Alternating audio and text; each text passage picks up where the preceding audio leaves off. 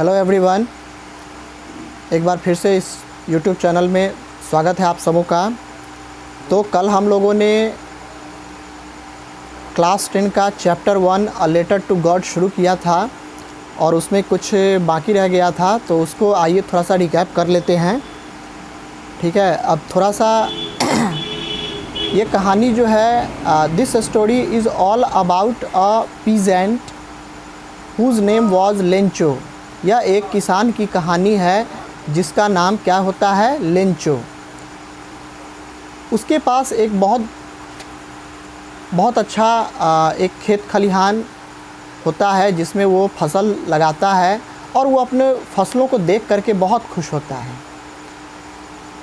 लेकिन वो बस सिर्फ बारिश के इंतज़ार में रहता है।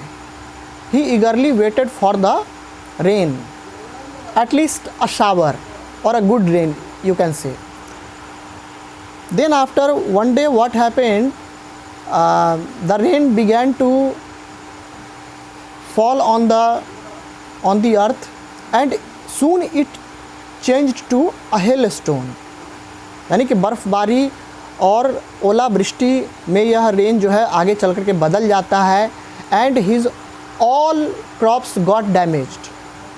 उसके सारी फसलें जो है बर्बाद हो जाती हैं, जिससे वो काफ़ी दुखित होता है और वो मन ही मन कहता है कि इससे अच्छा तो लोकस्ट्स का जो ग्रुप आता था, मतलब इतना क्षति तो आज तक नहीं हुआ। ठीक है, उस दिन उसे नींद नहीं आती है और सभी उस फैमिली में जो भी मेंबर्स होते हैं वो सभी यही सोचते हैं कि कोई भी भूखा नहीं मरता है। बस यही बात दे करके सब एक दूसरे को सांत्वना देते हैं। ठीक है, चलिए उसके आगे अब हम लोग देखते हैं। That's what they say, no one dies of hunger. एक दूसरे को वो यही कहते हैं कि कोई भी आज तक भूख से नहीं मरा है। ऑल दो the night Lencho thought only of his one hope, the help of God. पूरी रात वो एक ही बात सोचता रहा, and that was the help from the God. यानी कि ईश्वर से उसे मदद के बारे में वो सोच रहा था। Whose eyes, as he had been instructed, see everything, even what is deep in one's conscience. जिसकी ईश्वर अपनी जगह पर बैठ करके जहाँ पर वो रहते हैं, ठीक है, वहाँ से वो सारी चीज़ें देखते रहते हैं। कौन अच्छा है, कौन बुरा है, कौन कैसा कर्तव्य निभा रहा है। ठीक है, Lencho was an ox of a man. Lencho एक working like an animal in the fields. जिस प्रकार से एक जानवर फील्ड में काम करता है, उसी प्रकार से लेंचो भी अपने खेत खलिहान के पीछे पागल रहा करता था। वो हमेशा अपने खेत खलिहान में व्यस्त रहता था। But still he knew how to write. लेकिन फिर भी उसे इतनी तो समझ ज़रूर थी कि कैसे लिखा जाए, मतलब लिखना वो जानता था। He knows how to write. The following Sunday at daybreak he began to write a letter which he himself would carry to town and place in the mail. अगले दिन दोपहर में उसने क्या किया, एक लेटर लिखा और ख़ुद उस लेटर को ले जा करके मेल बॉक्स में डाल दिया। It was nothing less than a letter to God. और यह कुछ और नहीं बल्कि वही लेटर था जो उसने पिछली रात को सोचा था कि मैं एक लेटर लिखूंगा गॉड के नाम। उसी लेटर के बारे में उसने उसमें लिखा था, God, he wrote, if you don't help me my family and I will go hungry this year. उसने लेटर में लिखा था, हे ईश्वर, अगर आप मेरी मदद नहीं करेंगे तो मैं और मेरा परिवार मारा जाएगा और इस साल हमें भूखा रहना पड़ेगा, हमारे पास कोई चारा नहीं है। I need 100 pesos in order to sow my field again and to live until the crop comes because the hailstorm. इसके अलावा और भी कुछ वो लिखता है हेल स्टॉर्म के आगे। वो सिर्फ 100 pesos, जो कि वहाँ का उसके देश की करेंसी थी, तो वो 100 pesos की मांग करता है कि हे ईश्वर, मुझे मात्र 100 पेसोस जो है चाहिए, ताकि मैं फिर से अपने खेत में फसलें लगा सकूं, और जब तक और उसमें से जो कुछ पैसे बचे रहेंगे उससे मैं अपने परिवार का और अपना जीवन व्यतीत कर सकूं। बिकॉज द हेल स्टॉर्म, उसके अलावा भी क्योंकि हेल स्टॉर्म ने हमारे पूरे फसल को बर्बाद कर दिया, नष्ट कर दिया। He wrote to God on the envelope, put the letter inside and still troubled went to town. उसने लेटर लिखा, उसको इन्वेलप में डाला, इन्वेलप के ऊपर टू गॉड, जैसे जब हम इन्वेलप लिखते हैं, कोई भी लेटर लिखते हैं तो उसको इन्वेलप में डालते हैं और उसके ऊपर जिसके पास भेजा जा रहा है, ठीक है, उसका एड्रेस, नाम, सब कुछ, पता वगैरह सब चीज़ लिख देते हैं।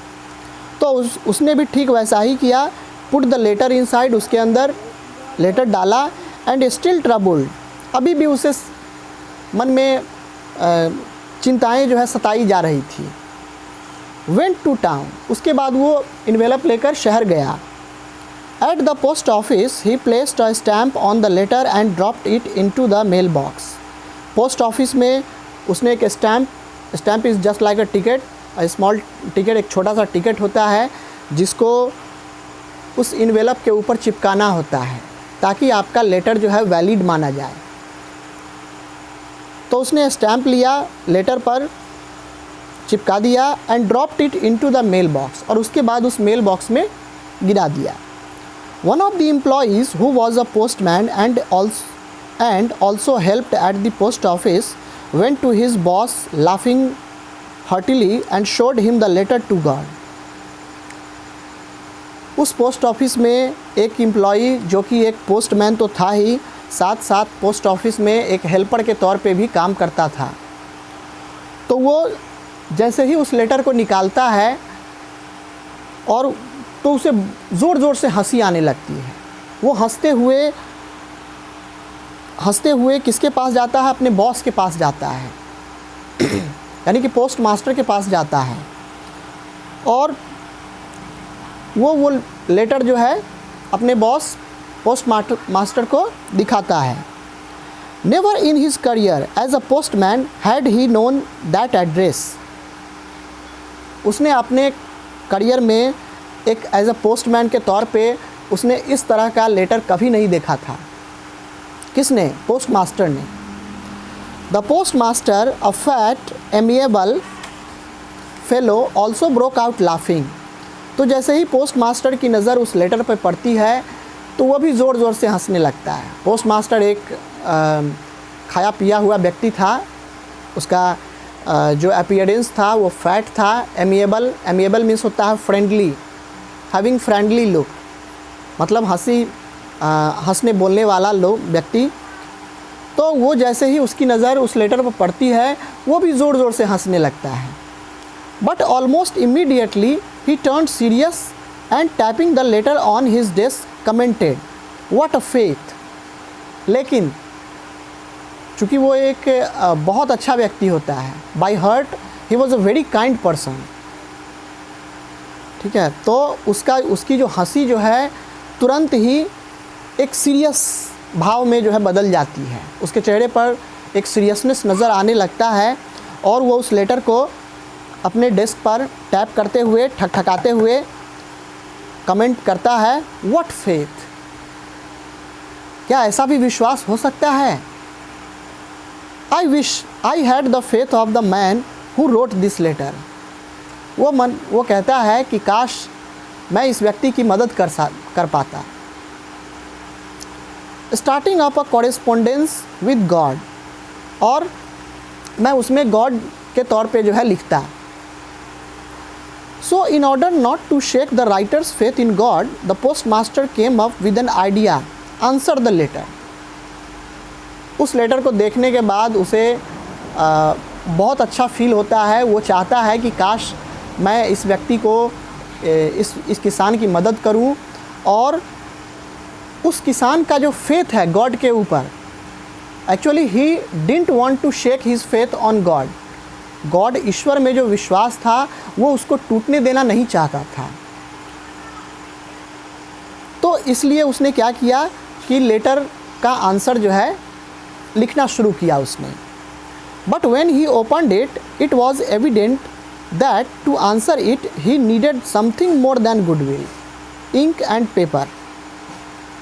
लेकिन जैसे ही उसने उस इन्वेलप को खोला, इन्वेलप को ओपन किया और उस लेटर को निकाल के पढ़ने लगा, तब जाकर के उसे पता चला कि गुडविल, इंक और पेपर के अलावे भी उसे किसी और चीज़ की ज़रूरत होगी उस व्यक्ति की मदद के लिए, उस किसान की मदद के लिए। But he stuck to his resolution, he asked for money from his employees. लेकिन उसने इसका हल ढूंढ निकाला था। उसने सारी बातें अपने एम्प्लॉइज़ को उस पोस्ट ऑफिस में बता दिया और उसने कहा कि जो भी जितना भी आपको हो सके आप इस व्यक्ति की मदद करें। He asked for money from his employees. He himself gave part of his salary, and several friends of his were obliged to give something for an act of charity. उसने अपने एम्प्लॉइज़ से कहा कि आपको जो भी मदद हो आप इस व्यक्ति की मदद करें। इसके अलावे भी उसने अपने सैलरी का एक अच्छा खासा हिस्सा भी उसने इसमें दे दिया।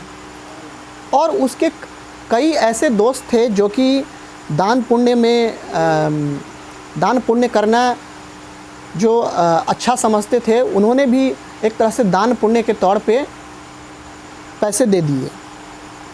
It was impossible for him to gather together the 100 pesos, so he was able to send the farmer only a little more than half. 100 पेसोज जमा करना उनके वश की बात नहीं थी, तो इसीलिए उसने क्या किया कि कुल मिलाकर के जो पैसे सबमिट किए गए, जो पैसे इकट्ठे किए गए, वो थे लिटिल मोर देन हाफ। ठीक है, यानी कि जैसे मान लीजिए 100 पेसोज मांग किया था तो 50 से ज़्यादा, 50 हो गया हाफ, उससे ज़्यादा, तो 50 से ज़्यादा यानी कि 70 पेसोज वो अरेंज कर पाया। He put the money in an envelope addressed to Lencho and with it a letter containing only a single word as a signature, God. उसने सारे पैसे इकट्ठे किए, उसको इन्वेलप में डाल दिया और नीचे में उसने एक वर्ड लिखा, गॉड, ईश्वर। कुछ क्वेश्चंस हैं, इसको आप लोग बनाइएगा, अगर कहीं दिक्कत होगा तो आप कमेंट बॉक्स में पूछ भी सकते हैं। नेक्स्ट पैराग्राफ है, the following Sunday Lencho came a bit earlier than usual to ask if there was a letter for him. अगले संडे को लेंचो थोड़ा सा पहले, ऑफिस शुरू होने से थोड़ा सा पहले जो है वो पोस्ट ऑफिस पहुंच जाता है और पूछता है वहाँ के एम्प्लॉई से कि क्या उसके नाम का कोई लेटर आया है। It was the postman himself who handed the letter to him, while the postmaster, experiencing the contentment of a man who has performed a good deed, looked on from his office. Postman ही ऐसा व्यक्ति था जो उसे खुद स्वयं जो है उसे लेटर देता है कि हाँ तुम्हारे नाम का एक लेटर आया है, ये लो। While the postmaster, पोस्टमैन ने उसे दिया लेटर और पोस्ट मास्टर जो है उस पोस्ट ऑफिस के एक कोने से उसको देख रहा था, सेटिस्फैक्शन से, यानी कि संतुष्टि भरी निगाहों से देख रहा था कि चलो मैंने जो काम किया बहुत अच्छा काम किया है, क्योंकि मैंने एक गरीब किसान की मदद की है। तो उसे एक सेटिस्फैक्शन होता है, आत्मसंतुष्टि होती है। Lencho showed not the slightest surprise on seeing the money, such was his confidence. अब देखिए, लेंचो एक ऐसा व्यक्ति होता है जिसे ईश्वर में गहरा विश्वास होता है। तो जब वो लेटर को ओपन करता है और वो उसमें से पैसे निकालता है तो उसे आश्चर्य नहीं होता है, क्योंकि वो पूरी तरह से ईश्वर पर आश्रित था। उसे एक बिल्कुल आश्चर्य नहीं होता है कि अरे ये पैसे कहाँ से आए, क्या ईश्वर भी पैसे भेज सकते हैं। तो उसे सरप्राइज़ बिल्कुल नहीं होता है। सच वॉज हिज कॉन्फिडेंस, क्योंकि ऐसा उसका विश्वास था कि मैंने ईश्वर को लेटर लिखा है तो ईश्वर मेरे नाम से पैसे ज़रूर भेजेंगे। But he became angry when he counted the money, लेकिन जैसे ही as soon as he counted the money he became angry, जैसे ही वो पैसे गिनता है तो 100 पेसोज जो उसने मांगे थे उसमें तो कुछ कमी रह गई थी, तो वो गुस्से में आ जाता है। God could not have made a mistake, nor could he have denied Lencho what he had requested. वो सोचता है कि अरे ईश्वर कैसे गलती कर सकते हैं, गलती तो इंसान से होती है, ईश्वर से तो नहीं, तो आखिर ये ईश्वर गलती कैसे कर सकते हैं। Nor could he have denied Lencho what he had requested. और उन्होंने लेंचो की प्रार्थना को, यानी कि मेरी सपोज आई एम लेंचो, मान लीजिए, तो वो लेंचो की प्रार्थना को कैसे अस्वीकार कर सकते हैं। How can he denied his request, he thought like that. Immediately Lencho went up to the window to ask for paper and ink. तुरंत वो एक विंडो के पास जाता है जहाँ पर एक एम्प्लॉय बैठा हुआ होता है और वहाँ से वो एक पेपर इंक लेता है। On the public writing table he started to write with much wrinkling of his brow caused by the effort he had to make to express his ideas. Post office में अगर आप कभी गए होंगे तो आपने एक पब्लिक टेबल देखा होगा, पब्लिक राइटिंग टेबल देखा होगा, जिस पे अनेक कुर्सियां जो है आसपास में, that is actually surrounded by chairs. तो उस पर लोग बैठ करके अपना कुछ फॉर्म वगैरह भरते हैं या कुछ लिखने का काम करते हैं। तो वो भी राइटिंग टेबल के पास आकर बैठ जाता है और वो लिखना शुरू कर देता है। With much wrinkling of his bro, अपने भौं को टेढ़ा करते हुए, कभी इधर कभी उधर करते हुए वो लिखना शुरू कर, चूँकि वो गुस्से में था। Caused by the effort he had to make to express his ideas, फिर से वो सोचता है कि मैं अपने आइडियाज़ को गॉड के पास लिखूं कि ईश्वर आपने क्या किया, मैंने तो आपसे 100 पेसोज मांगे थे और आपने 70 ही क्यों भेजा।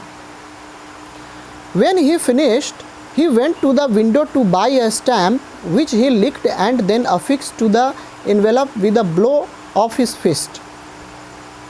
और जब उसने लेटर को फिर से फिनिश कर लिया तो एक दूसरे विंडो के पास जा कर के स्टैम्प खरीदता है, स्टैम्प को लिख करके उस इन्वेलप पे एक ज़ोरदार मुक्के के साथ, उसको थंप के साथ, थंप साउंड के साथ जो है उसको चिपका देता है अपने मुक्के से।